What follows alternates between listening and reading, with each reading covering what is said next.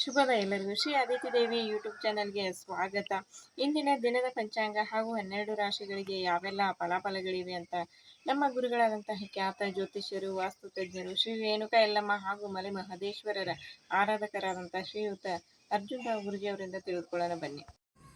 ಸಮಸ್ತ ನಾಡಿನ ಜನತೆಗೆ ಶ್ರೀ ಅತಿಥಿ ದೇವಿ ಹಾಗೂ ರೇಣುಕಾ ಯಲ್ಲಮ್ಮ ಮಲೈ ಮಹದೇಶ್ವರನ ಕೃಪಾ ಕಟಾಕ್ಷ ಸದಾ ಯಾವತ್ತೂ ನಿಮ್ಮ ಮೇಲಿರಲಿ ಬಂಧುಗಳೇ. ಈ ದಿನ ತಾರೀಕು 7/6/2025 ಶನಿವಾರ, ಉತ್ತರಾಯಣ, ಗ್ರೀಷ್ಮ ಋತು, ಶ್ರೀ ವಿಶ್ವವಸು ನಾಮ ಸಂವತ್ಸರದ ಜ್ಯೇಷ್ಠ ಮಾಸದ ಶುಕ್ಲ ಪಕ್ಷದ ದ್ವಾದಶಿ ದಿನ. ಈ ದಿನ ಚಿತ್ತಾ ನಕ್ಷತ್ರ ಇದೆ. ಈ ದಿನ ಎಲ್ಲ ನನ್ನ ಮುಸಲ್ಮಾನರ ಬಂಧುಗಳಿಗೆ ಈದ್ ನಿಮಗೆ ಒಳ್ಳೇದು ಮಾಡಲಿ. ಈ ದಿನ ಈದ್ ಮಿಲಾದ್ ಬಕ್ರೀದನ್ನು ನೀವು ಆಚರಿಸ್ಕೊತಾ ಇದ್ದೀರಿ. ಎಲ್ಲರಿಗೂ ನಿಮಗೆಲ್ಲರಿಗೂ ಆ ಭಗವಂತನ ಕೃಪಾ ಕಟಾಕ್ಷ ಸದಾ ಯಾವತ್ತೂ ಇರಲಿ. ಶುಭ ಕಾಲ ಬಂದು 7:30ರಿಂದ 9 ಗಂಟೆವರೆಗೂ, ಮತ್ತು ಸಂಜೆ ಏನು ಮಾಡಿ ಅಂತಂದರೆ 4:30ರಿಂದ 6 ಗಂಟೆವರೆಗೂ ಒಳ್ಳೆಯ ಶುಭ ಕಾಲವಿದೆ. ಆ ಕಾಲದಲ್ಲಿ ನೀವು ಒಳ್ಳೊಳ್ಳೆ ಕೆಲಸಗಳನ್ನು ಮಾಡ್ಕೊಂಬಿಡಿ. ಬಂಧುಗಳೇ, ಈ ದಿನ 12 ರಾಶಿಯವರಿಗೆ ಫಲಾಫಲ ಯಾವ ರೀತಿ ಇದೆ ನೋಡೋಣ ಬನ್ನಿ. ಮೊದಲಿಗೆ ಆದಿತ್ಯಾದಿ ನವಗ್ರಹಗಳನ್ನು ಮನಸ್ಸಿನಲ್ಲಿ ಪ್ರಾರ್ಥನೆ ಮಾಡುತ್ತಾ, ನನ್ನ ತಾಯಿ ಜಗನ್ಮಾತೆ ಸ್ವರೂಪಿಣಿಯಾಗಿರ್ತಕ್ಕಂಥ ಮಲೆ ಮಹದೇಶ್ವರನ ಮನಸ್ಸಿನಲ್ಲಿ ಪ್ರಾರ್ಥನೆ ಮಾಡುತ್ತಾ, ನಮ ಸೂರ್ಯಾಯ ಚಂದ್ರಾಯ ಮಂಗಳಾಯ ಚ ಬುಧ ಶುಕ್ರ ಶನಿ ಬೇಶ್ಚ ರಾಹುವೇ ಕೇತುವೆ ನಮಃ. ಗುರು ಬ್ರಹ್ಮ ಗುರು ವಿಷ್ಣು ಗುರುದೇವೋ ಮಹೇಶ್ವರ ಗುರು ಸಾಕ್ಷಾತ್ ಪರಬ್ರಹ್ಮ ತಸ್ಮೈ ಶ್ರೀ ಗುರುವೇ ನಮಃ. ಗುರುವೇ ಸರ್ವಲೋಕಾನಾಂ ವಿಜಸೆ ಭವರೋಗಿಣಾಂ ನಿಧೇಯೇ ಸರ್ವವಿದ್ಯಾನಾಂ ಶ್ರೀ ದಕ್ಷಿಣಾಮೂರ್ತೆಯೇ ನಮೋ ನಮಃ.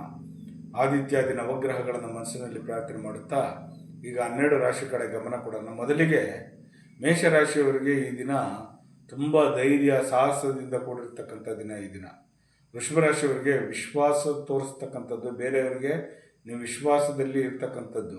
ಮಿಥುನ ರಾಶಿಯವರಿಗೆ ನೀವು ಮಾಡಿರ್ತಕ್ಕಂಥ ತಪ್ಪನ್ನು ಮತ್ತೆ ಮನನ ಮಾಡ್ಕೊಳ್ತಕ್ಕಂಥದ್ದು, ಸರಿಪಡಿಸ್ತಕ್ಕಂಥದ್ದು. ಕಟಕ ರಾಶಿಯವರಿಗೆ ಈ ದಿನ ತುಂಬ ಉದಾರತೆಯಾಗಿರ್ತೀರಿ, ಬೇರೆಯವ್ರಿಗೆ ಹೆಲ್ಪಿಂಗ್ ನೇಚರ್ ಮಾಡ್ತೀರಾ, ನೀವು ತುಂಬ ಚೆನ್ನಾಗಿರ್ತೀರ. ಸಿಂಹರಾಶಿಯವರಿಗೆ ಬೇರೆಯವರ ಬಗ್ಗೆ ಕಾಳಜಿ ತೋರಿಸ್ತೀರ, ಬೇರೆಯವ್ರ ಬಗ್ಗೆ ಹೆಚ್ಚಿನ ರೀತಿಯಲ್ಲಿ ಒಲವನ್ನು ತೋರಿಸ್ತೀರ.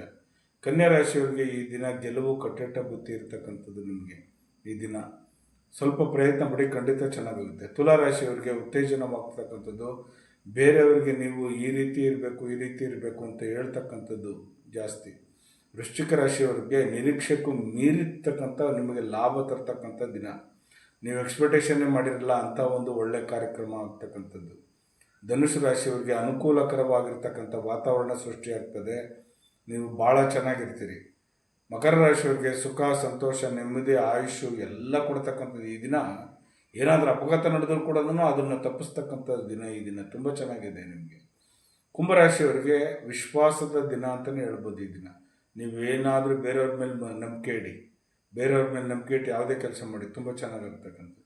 ಮೀನರಾಶಿಯವರಿಗೆ ನೀವು ತಗೊಳ್ತಕ್ಕಂಥ ನಿರ್ಧಾರದಿಂದ ಇವತ್ತು ನಿಮ್ಮ ಜೀವನ ಅವಲಂಬಿತವಾಗಿರ್ತದೆ ಬಂಧುಗಳೇ.